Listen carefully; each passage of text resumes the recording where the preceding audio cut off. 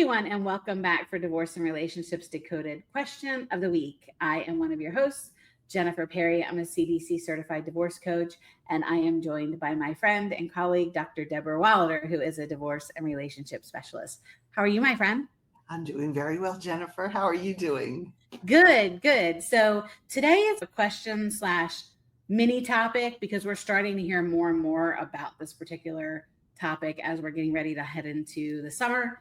And it is, how do you balance scheduling, negotiating any type of conflicts with your children and their other parents? How do we be respectful of each other's time, be respectful of what's best for the kids, and figure out a way to really parent in a healthy environment? And I know that's something that we both want, is for relationships, especially around our children, to be healthy. So what thoughts do you have on how to deal with scheduling conflicts? Very important question. I think the first word that comes to my mind is flexibility. I'm always encouraging parents just to be flexible. I think I've mentioned before, I've worked with parents, divorced parents, who, if one parent has 15 minutes extra for whatever reason, by golly, that other parent is going to get those 15 minutes back. And I'm thinking, come on, it's important to stay on track with your time, but it's also important to be a little flexible here or there. Now, when it comes to summer vacations, and let's say if each parent has 2 consecutive weeks in the summer, who gets to choose which time? Sometimes it's in the parenting plan, generally is every even year, every odd year, this parent gets this time, or you alert the parent or give the parent 60 days notice, or by March 15th, before the summer, you put your requests in. And sometimes the parents want to spend the same time. So one of the things that I know when we do mediation, we talk about how do you deal with that? And some things that folks have come up with or we've talked about is, if there is a conflict, who gets the first choice the first time? And that could be a flip of a coin, or someone just says, okay, if there's a conflict, you get the first choice, mom. And if down the road, maybe a few years down the road, there's another conflict and we both want now it's my turn. And they just alternate if there's a conflict. That's probably the most reasonable way. But being flexible is very important with parents who really don't get along and just don't have much to do with each other and have to parallel parent. That's where you really have to rely on the agreement and be as specific as you can, so there are no kind of gray areas, which is hard. But even among those parents, if you can have a little flexibility, and again, always put the kids first. Try to keep the conflict away from the kids. But if there is an overlap or something, I've worked with parents who, let's say, are traveling out of town with the kids, and the other parent might actually be in that same town, not living there, but traveling there. And that other parent says, why don't we do the switch off here? And the other parent says, no, not going to do it. I'm going to fly home with the kids and you come back and get the kids. I don't know. I'm just a believer in flexibility when it makes sense. Not always. It doesn't always make sense. So being fair and being reasonable and dealing with this kind of conflict in a way that is predictable, it's spelled out. And again, what is best for the kids ultimately, but try to keep them out of the conflict there. So I'm curious what you think about that. What other kinds of thoughts you have about how to manage that?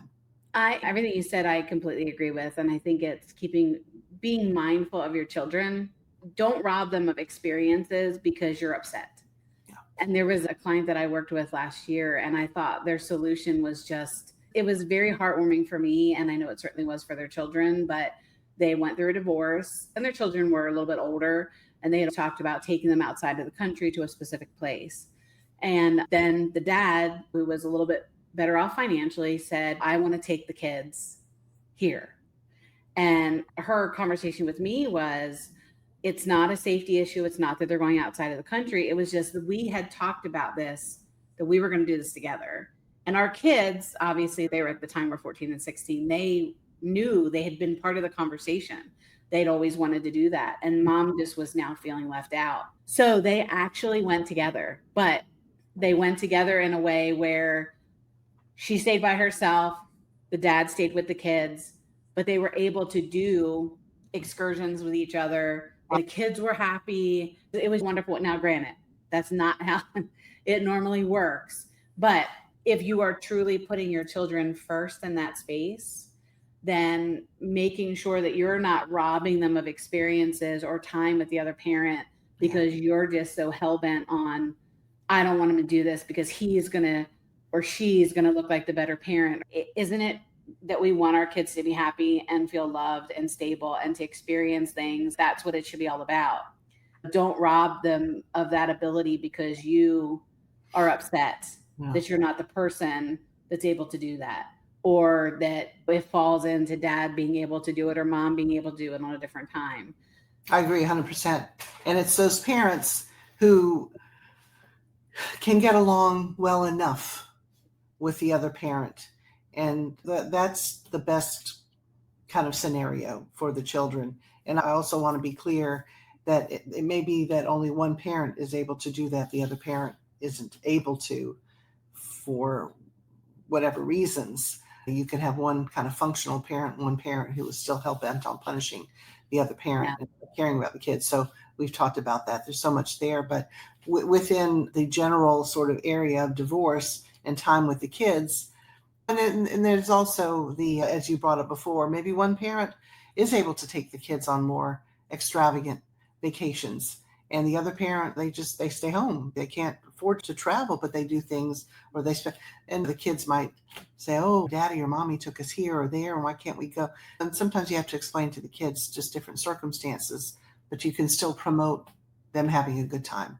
It's just don't punish the kids by punishing the other parent. So I certainly agree with you there. Heading into the summer, there's going to be a lot of conversations around who goes where with who and when. And so just be mindful of putting your kids first, trying to take the high road and be as flexible, trying to be flexible and trying to be willing to compromise. I've been on trips with my kids where they're like, when are we going back to the hotel? We just want to sit by the pool. You're creating all these activities and all these things that you feel like you need to do.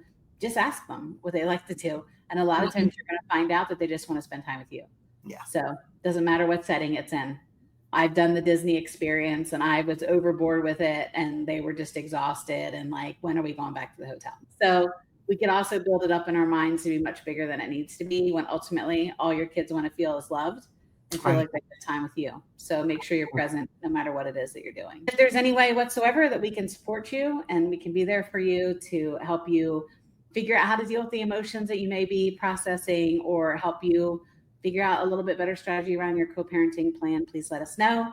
As always, my dear friend, it was so good to have this conversation with you. Yeah. And I look forward to coming back again next week. I do too. It's always a pleasure. Always a great conversation. Thanks. Bye, everybody. Bye.